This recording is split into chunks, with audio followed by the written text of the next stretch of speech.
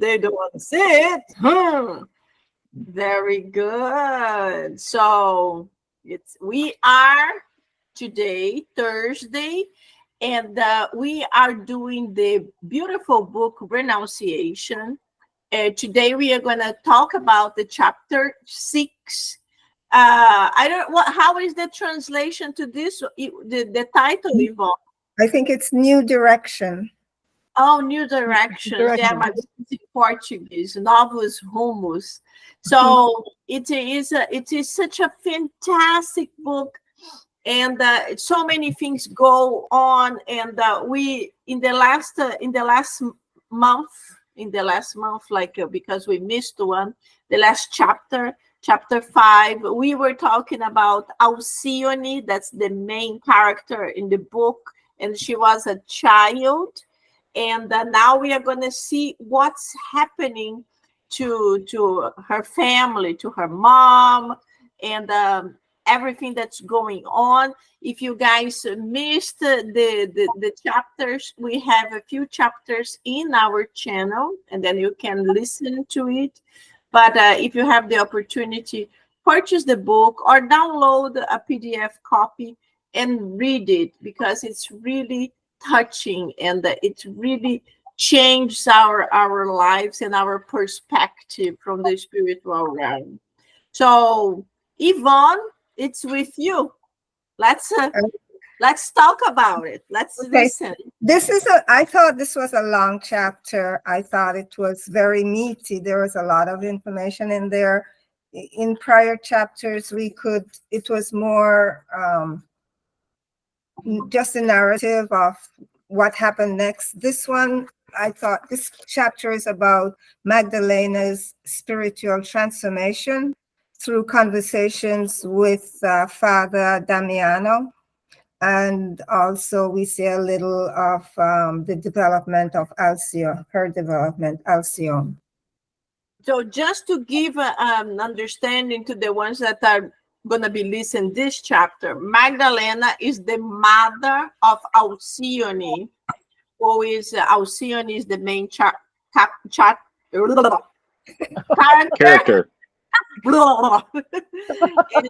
and Magdalena is her mom. And so give us a little glimpse. Her mom ended up living in a kind of little farm, cultivating vegetables to survive, because she didn't have any income.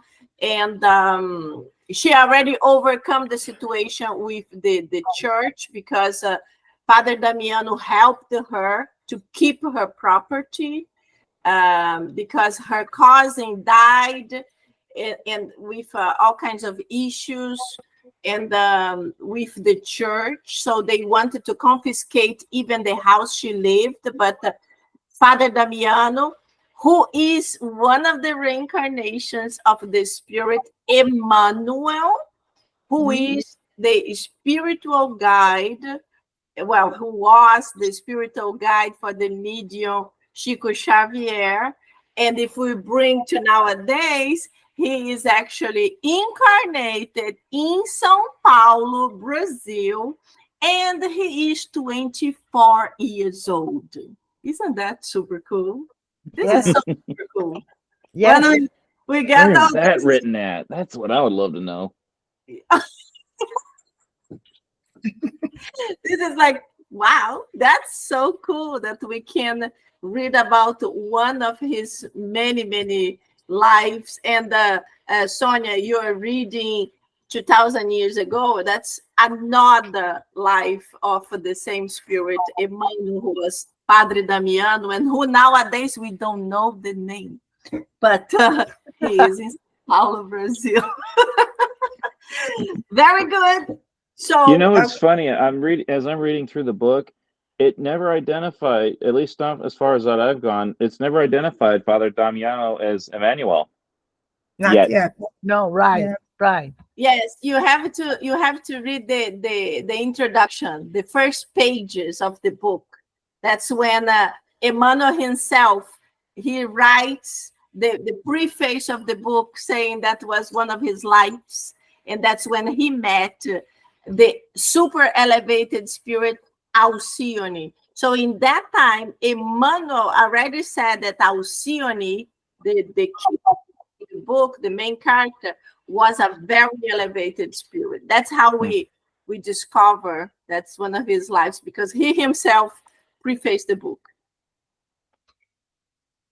I'll have to reread that then, because I didn't even remember Yeah, reading that I part. don't remember either reading that. I just know he just said he Right. just met her, didn't say if it was in a life or in the I'm gonna spiritual read world. it again. Yeah. Yes, that's the I think I actually recorded the preface, like, because I did the first ones. But let's go. So let's go ahead. What can we understand of it?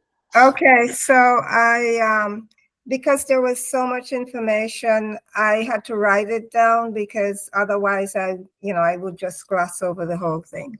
So it's probably in a little more detail than before, but you guys can jump in.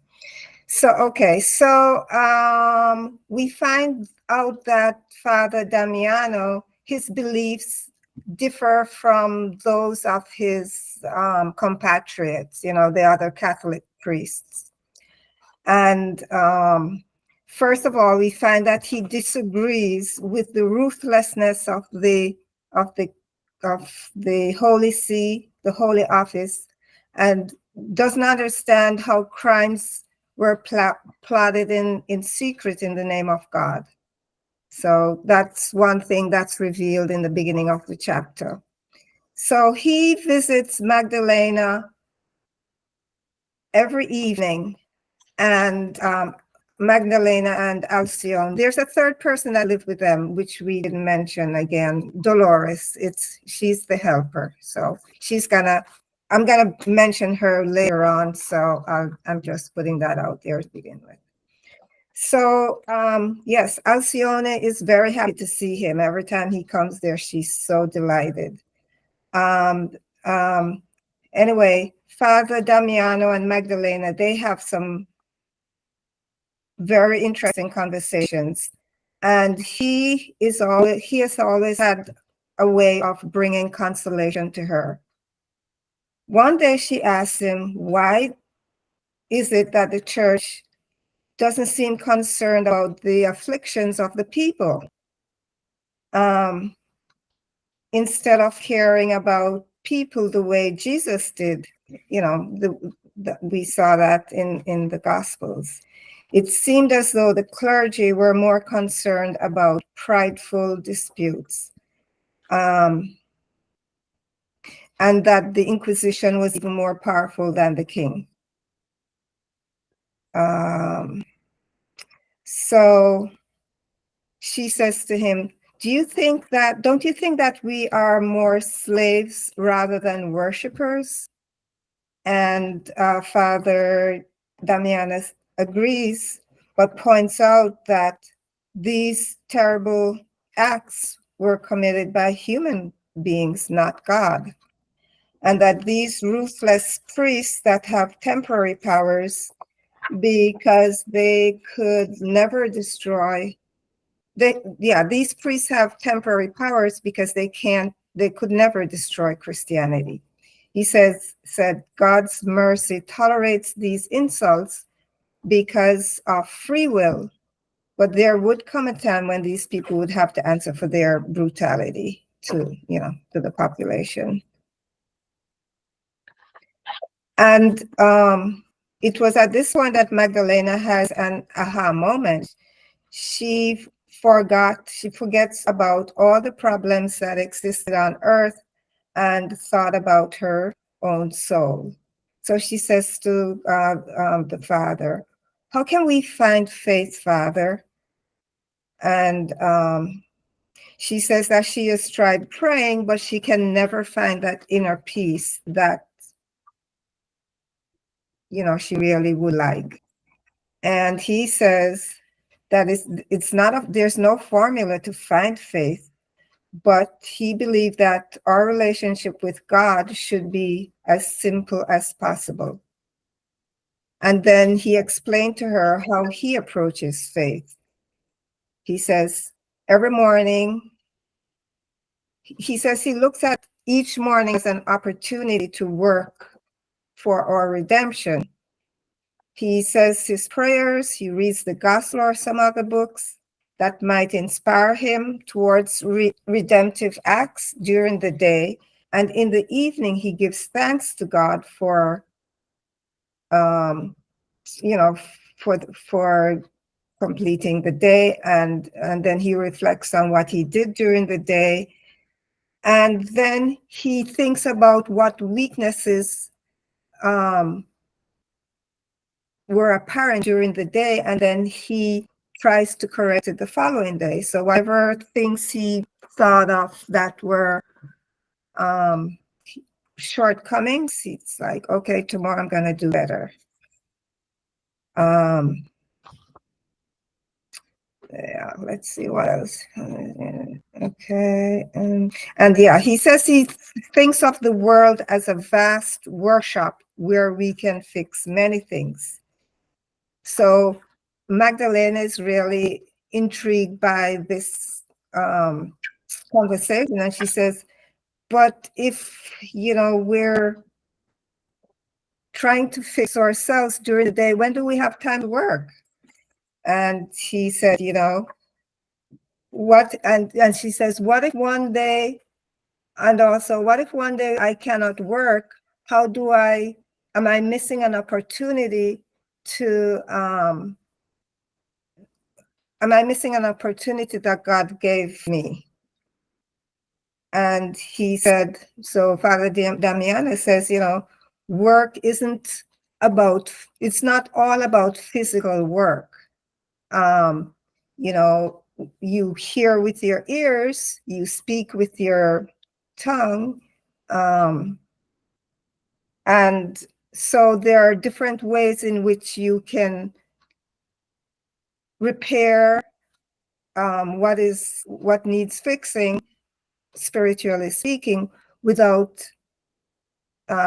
you can fit it in your workday, in other words.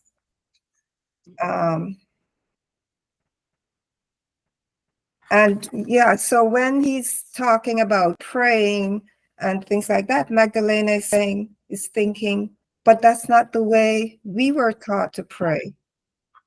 Prayer in her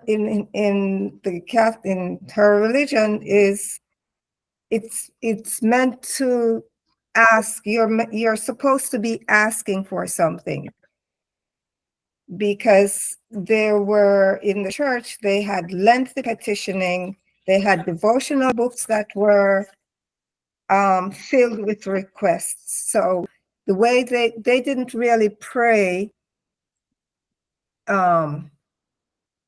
like talking to God as such. They were always asking for something.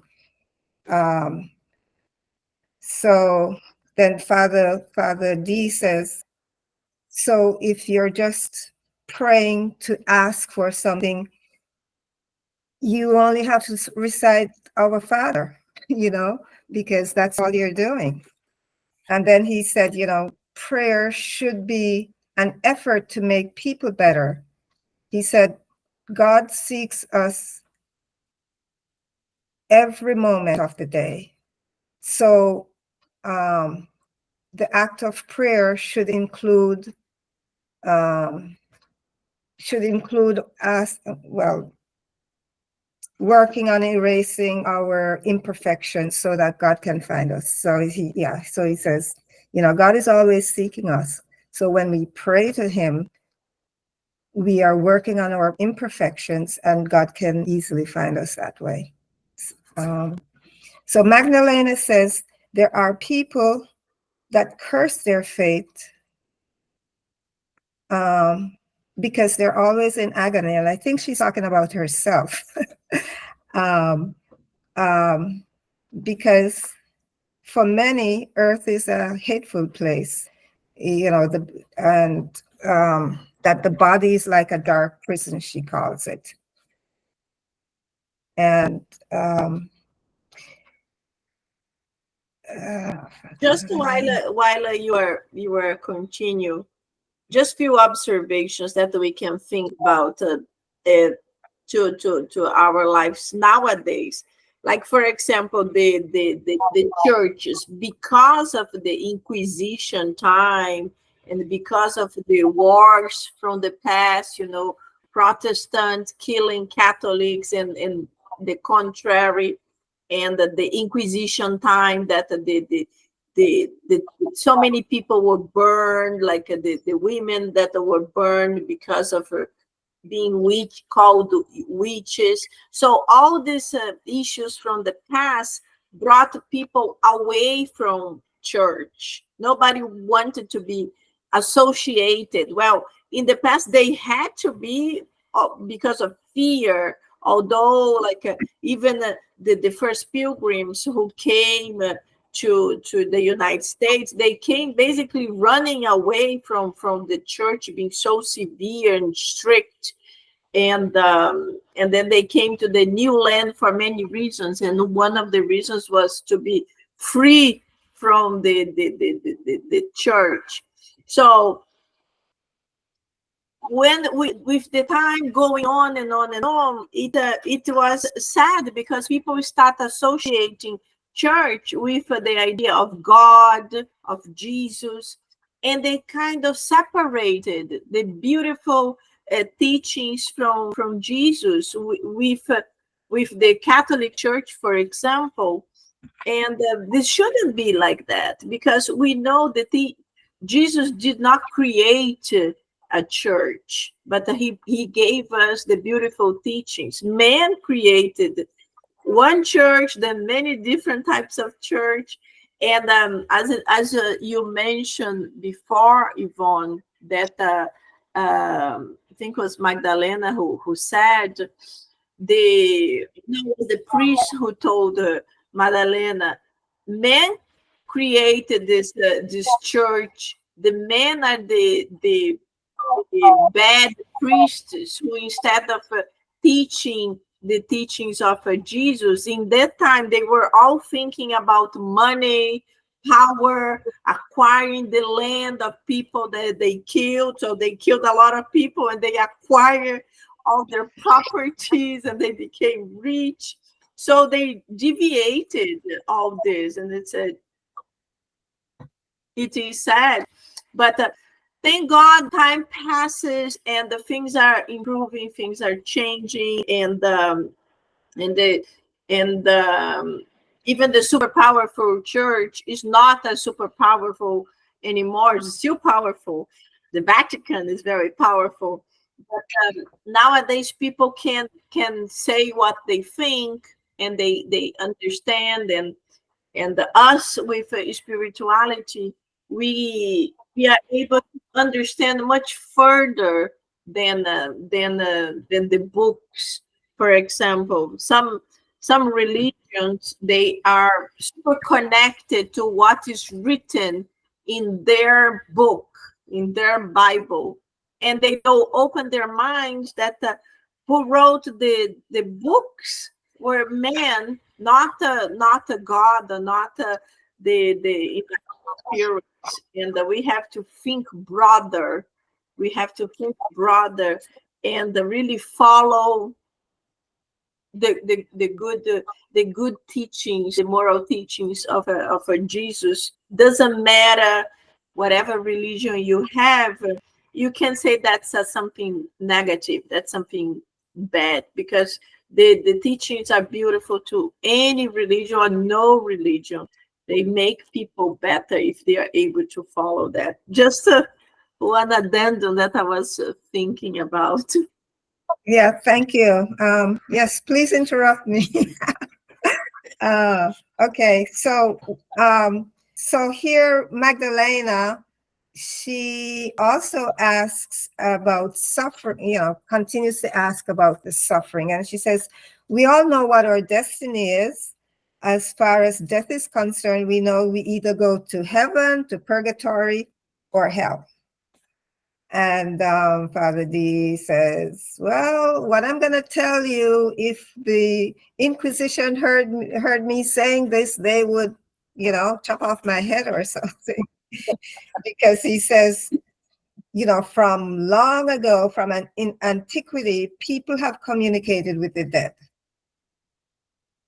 And then he goes on to explain, he goes on to give some examples about Socrates, about Roman emperors, and Saul and the witch of Endor. I think that was in the Bible, and about how the disciples of Jesus were graced by the Holy Spirit on Pentecostal Day.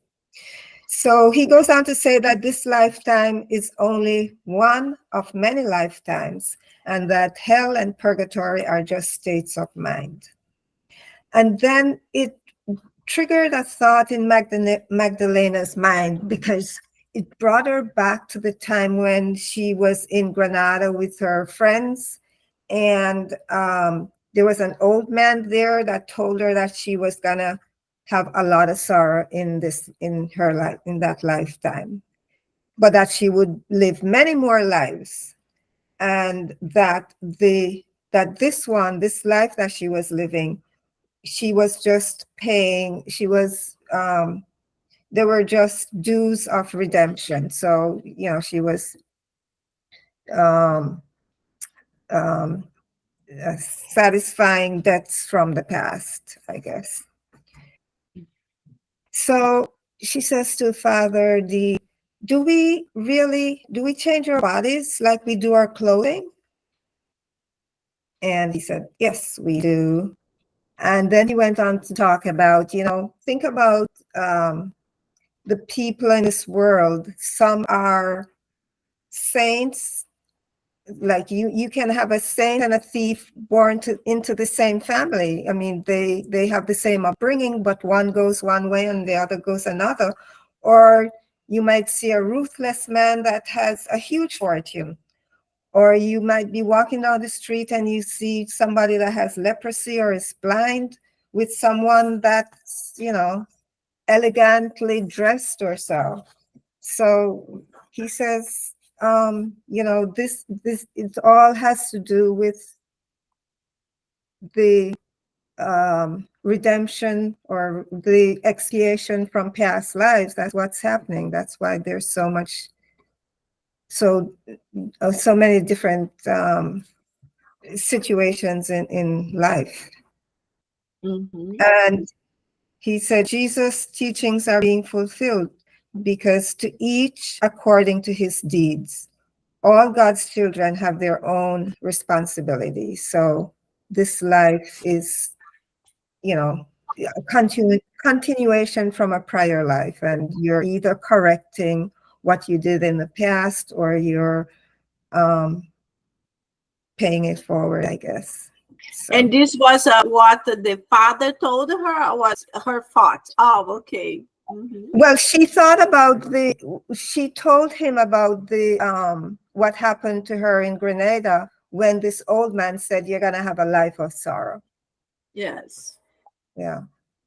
Yes. This man that she mentioned was like a person who was like a medium who could foresee the future and told her this future that wasn't going to be like a beautiful and easy one, but was going to be a complicated, tough, painful one for her. Yeah. But, she had remembered it because when she met her husband, she told him that story, and he had told her, oh, don't worry about it. He was just saying something, words. He didn't really understand what he was saying. But here it is. He did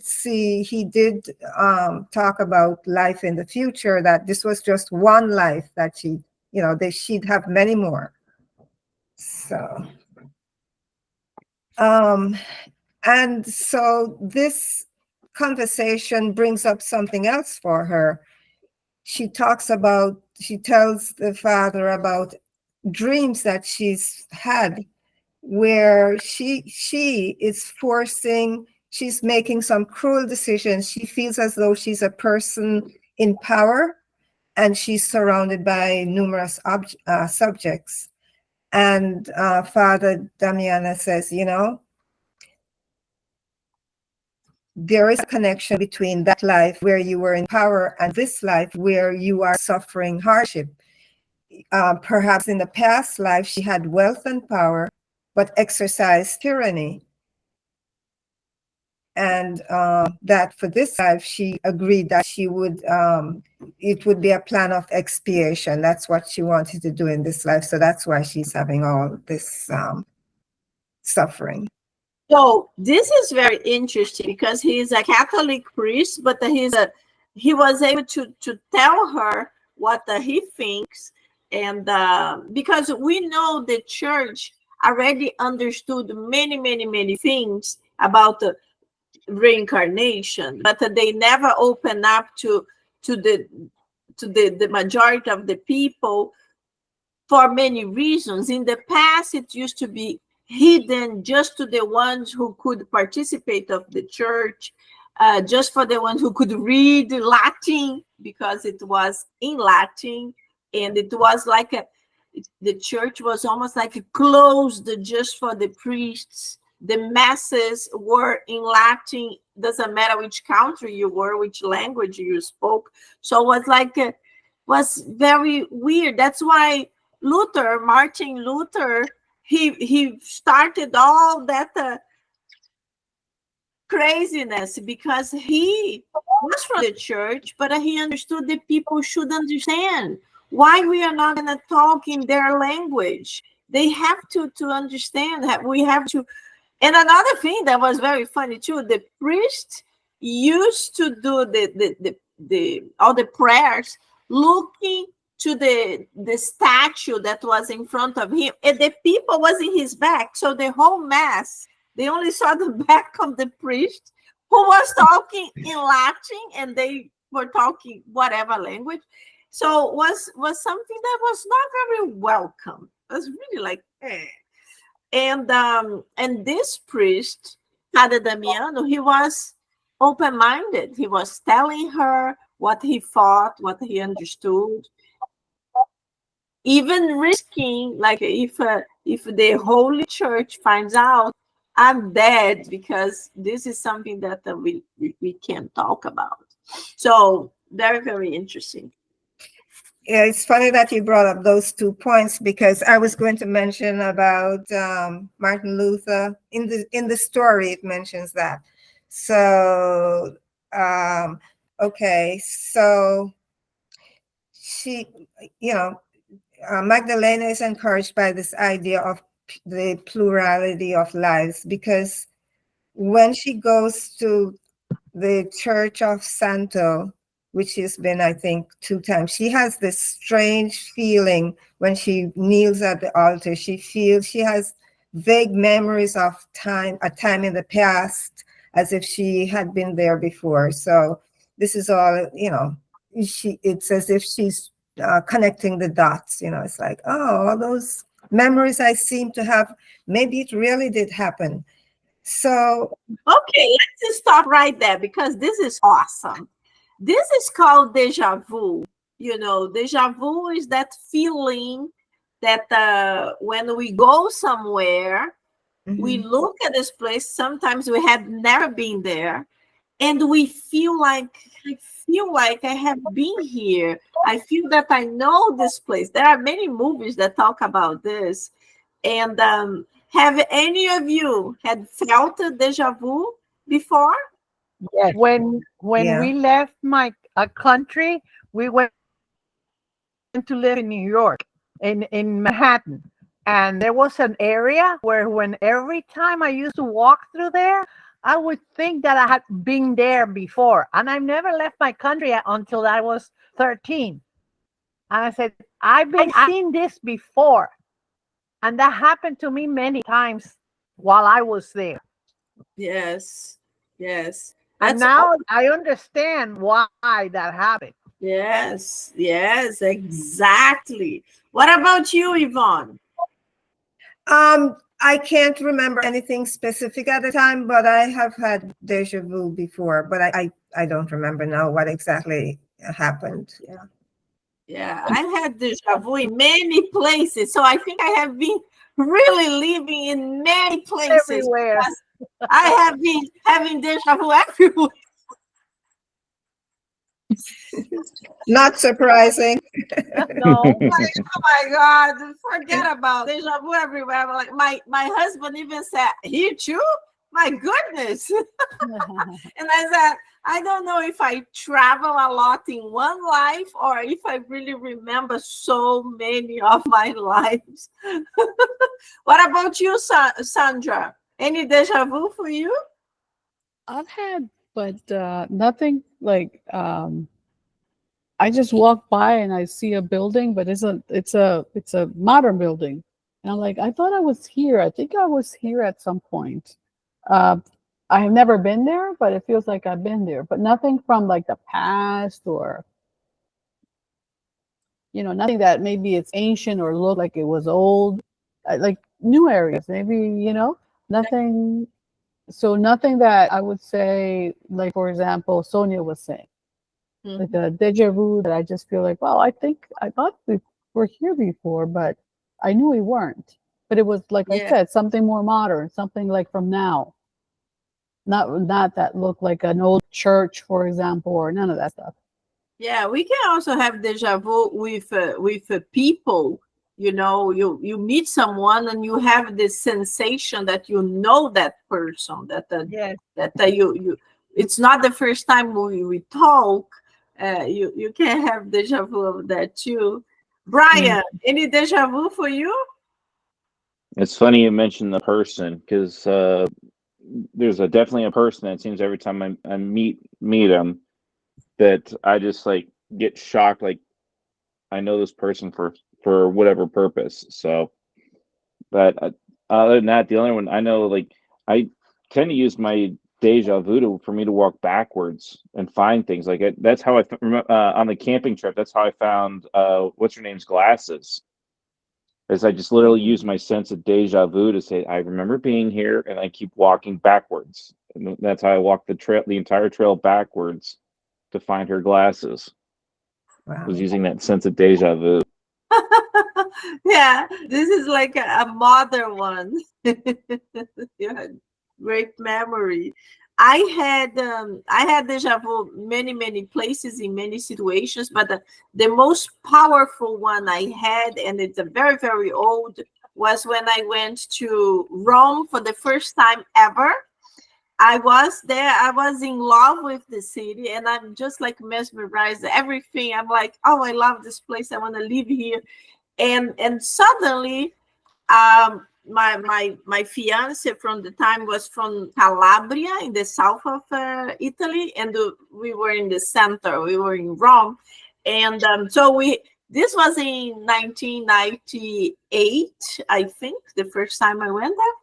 And we had maps, and we parked far away. We are trying to find out how we are going to go to the Coliseum. And then I told him, oh, I know how to go. And it was very funny. He looked at me like, you know how to go? I'm like, I know how to go. Anyway, long story short, he followed me. And then I went in some kind of building that was not on the street, was in a building, a typical Italian building who had the clothes on top. And he's like, this is not a street. I'm like, but we can go by here. Anyway, he went with me. So we went through this building. And when we arrived all the way to the end of the building, there was a wall. And then he's like, there's a wall here. There is no street. I told you. And I said, that's so funny. They probably put this wall here. And he's like, this is historical. They didn't build anything here. I'm like, I think so. Anyway, when I looked on the side, there was a little tunnel for one person. It's like very weird thing. It's a little tunnel under the bridge. And I said, that's the exit. We crossed the tunnel, and then when we finished the tunnel, boom, that was the Coliseum. And then he was like, how did you know that? And then I said, I lived here. So this was one of my deja vus, and I really knew it. I knew everything. And that's why I speak Italian, and I never studied. I just start hearing, and then I start like talking, and even the dialect. I even mesmerize myself because I can speak the dialects. Wow. But this is like, I think I lived many times there. That's why I had such a strong connection. But go ahead, Yvonne. That's an amazing story. So, okay, so Magdalena says, why has the church not told people about reincarnation, or something to that effect? And that reminds me of what you just said, Angie. Father D says, the current belief is based on the terror of religious tyranny and not on the sublime freedom of the gospel. He says, if Jesus were to return, he'd probably be charged as an imposter because, he probably would be in a manger or, someplace lowly, and then compared to the splendid palaces of the time, he would be poor. And so they would say you're an imposter, because that's just the mindset that you have to be wealthy and, of importance to be Jesus, because that's how they view him.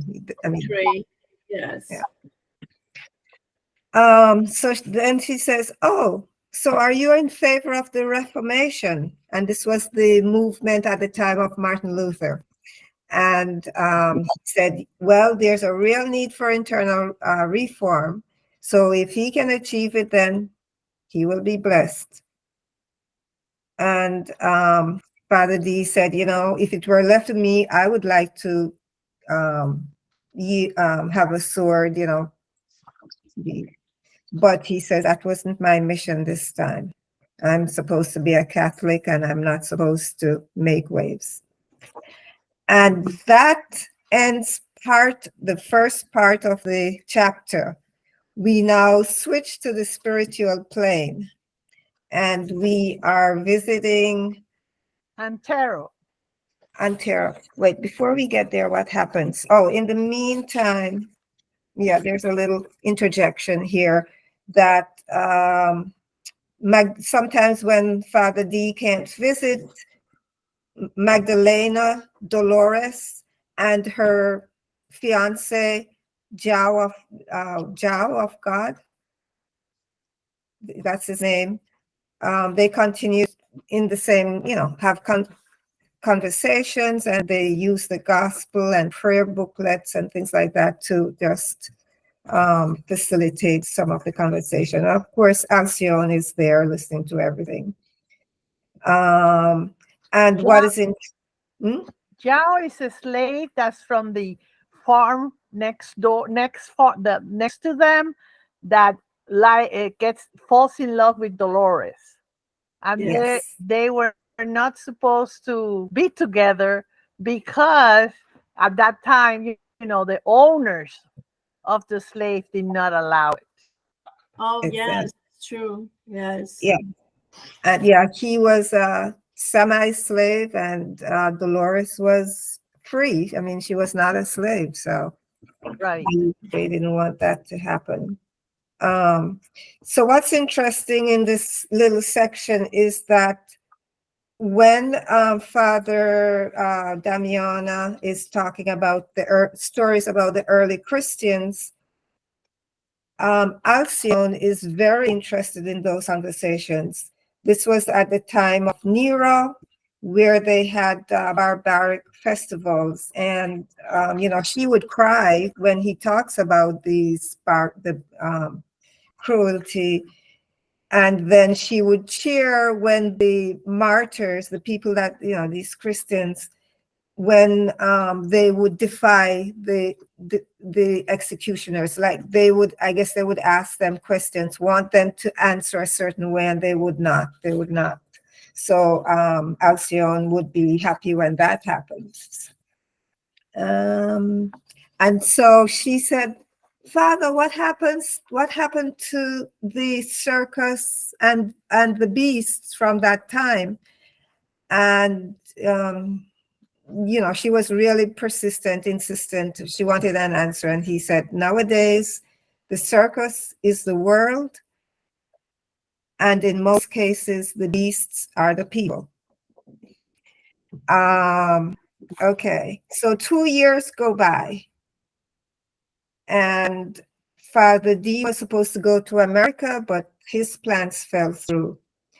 Magdalena continues to be in good health, except for her feet. She can't really go far because, you know, she still has problems with her feet from the time when they moved to Spain, from France to Spain. Yeah, because she got sick. What was the disease that she got? Typhoid. Typhoid. Oh yes, the Typhoid, yeah. fever. Yes. And then she couldn't. This was a sequela. How is sequela in English? It's like that was the result. She Right, recovered. right. She kept Yeah. that sickness in her food. Right. So everything's going well. She believes in a future beyond the grave. She feels that her life is one of expiation. So she's fine with that. And she thought that the worst was behind her. Plus, God had given her this amazing daughter that's at the apple of her eye. And so, she feels that she knows she's going to meet her mom and her husband once she dies. So, it gives her a sense of contentment. And it's around this time that João and Dolores get married, with Father Damiano presiding over the marriage. And they're allowed to marry by Don Alfonso. I think he's the owner. Yeah. But he says that Dolores has to become a semi-slave as well. But she can continue to work for Magdalena. So, nothing has really changed. And but Magdalena does get another helper for her garden and her orchard.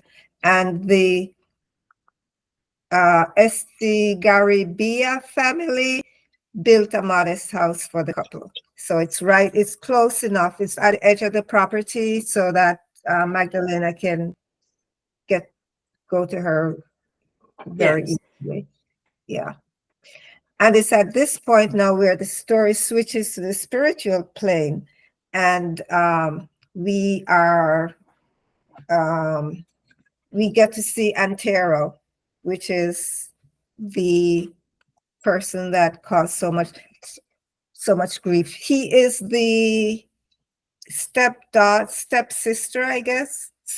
Stepbrother of Elena. He lived and he was in love with her. Yes. Yes. And he caused her a lot of grief. Yeah. So can you imagine his karma? Because so many bad things he did, because he was like obsessed with her, thinking she had to be his. And then when they moved, until they moved to Spain, he did horrible things, yes, but because of this obsession of love. But when he moved to Spain and he met an old acquaintance, that's when he started deviating to go even down, and down. Then he started engaged in the slavery business, and later on he was accused of kidnapping free kids and kidnapping kids to be sold as slaves. So he started doing really, really bad things just for money, because it was a profitable market in the past. So in the book, we don't really know if he died of a disease or if he was murdered. We are going to be told in this chapter. Yes. Yes. Okay. So yeah. So he's on the spirit plane, but he's surrounded by darkness.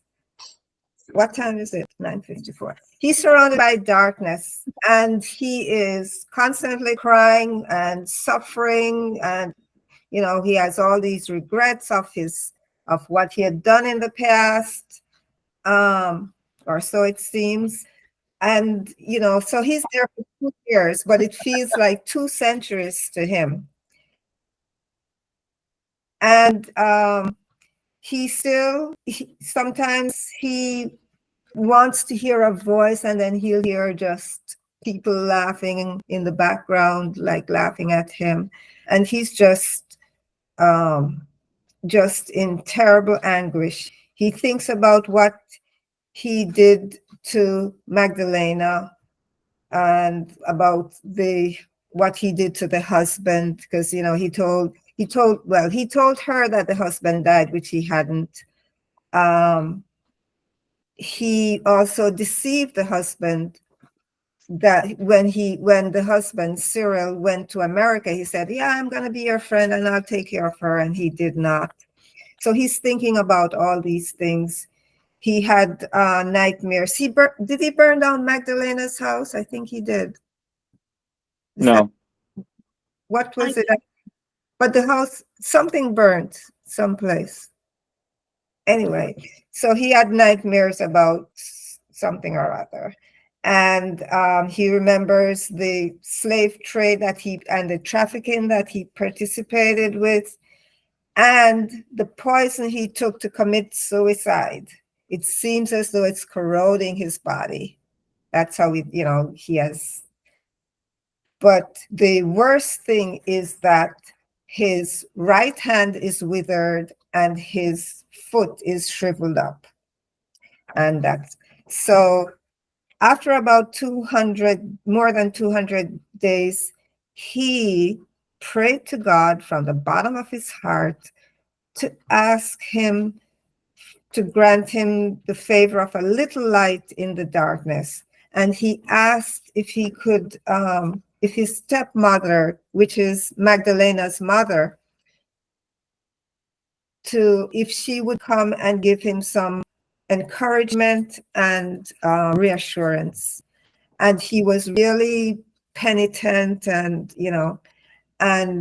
he looks in the distance, and there's this light that's approaching him, and it's Donna Margarita, and he is so happy to see her.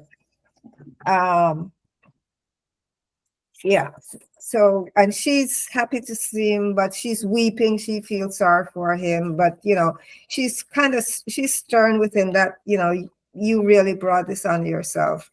And he is not repentant of what he did. He said, God did this to me. God has thrown him in this abyss. And Margarita says, don't blaspheme God. You're responsible for your own downfall. And then he continues to say everything conspired against him. So he won't acknowledge the wrong that he did. He said, everything conspired against me. He says, I know I did some wrong things, but I was robbed of happiness. If only Magdalena had been kind, had returned my love, then all these hardships would not have happened to me. And Donna Margarita says, do you know why you have this withered hand and foot? She said, that's the hand you used to sign the documents. I think it was the one at the forging the death certificate. Right, yes. And then she says, the foot is shriveled because that's what you use to commit crimes. And the reason you can't see anything is because those are your eyes you use to seek evil. And and then even though he's he's repentant in a way, like he's sorry for himself, really. He's not real. And then he thinks, the way Don Margarita came to me was when I prayed to God. So he said to himself, okay, I'll do the same thing again. Maybe I'll get another favor. So he says, I'm going to pray to Jesus to help me. And Donna Margarita says, yeah, he hears you, but words are, she says, words are cheap. We're going to help you.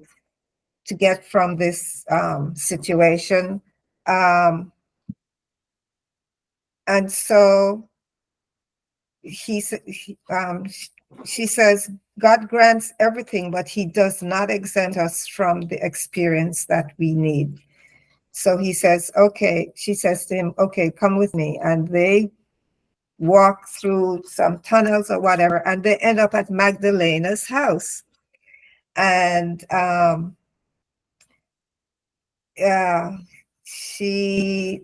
they're looking on, and Alcyone, Magdalena is in this room, and so is Alcyone. And Alcyone turns to her mom and says, do you ever think of Antera? And she says to Antero, Margarita says to Antero, we can send you back. We're going to send you back to Earth, and you're going to help Alcyone, or you're going to be part of Alcyone's mission, which her mission is one, to teach us to love, to forgive, and to be obedient to God. And she says, you're still going to have some form of deformity because, it's carryover from your past life. And that's where the chapter ends. So it's beautiful to help us to understand that it's not God punishing us, but it's whatever bad things we do, we end up carrying it, and it is in our consciousness, even if we don't acknowledge. For example, he felt bad about the things he did to Magdalena, but deep inside he didn't understand. He kept saying, this only happened because she refused me. If she had accepted, everything would be good. But he doesn't have the full consciousness. So it was good that Margarita came and she helped him to understand about the problem with the hand, with the eyes, with the legs. And this is our lives. Many times we reincarnate with physical problems, or later on we have diseases, or things happen, and we don't understand why this happened. But most of the times it's connected to something we did in the past and we don't remember. It's from a previous life. And it's good for us to understand that we are the ones who built our future. And to build a good future, we have to have cleansing from our past. So in next chapter, we are going to understand how will be his returning, full of issues, as you mentioned. But now he will have a second chance to help Magdalena, who hurt her so much. He will be able to redeem a little bit of what he did, being with her.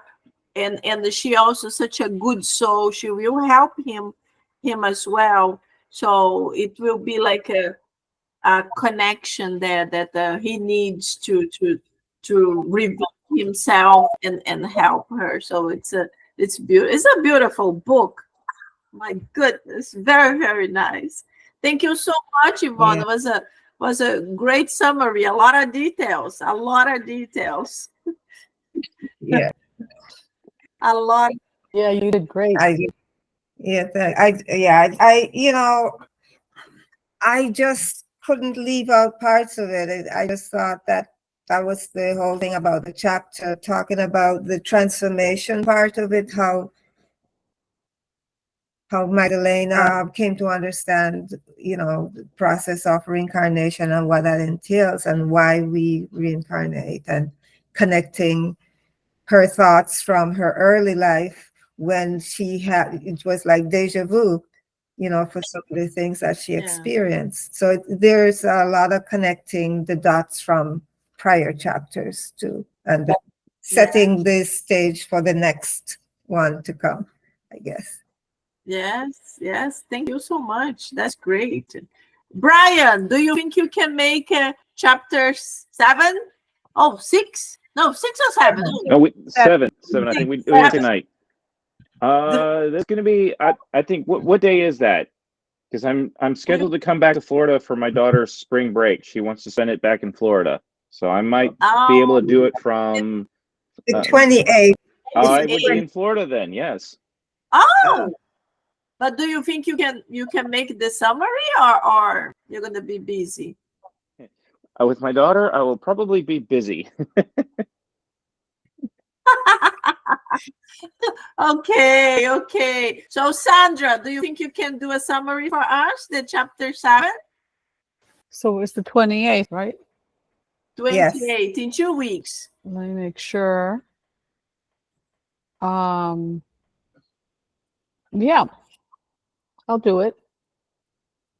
Okay. I don't know. Awesome. I don't know. I'm going to be as good as Yvonne was, or Sonia, but I'll try my best.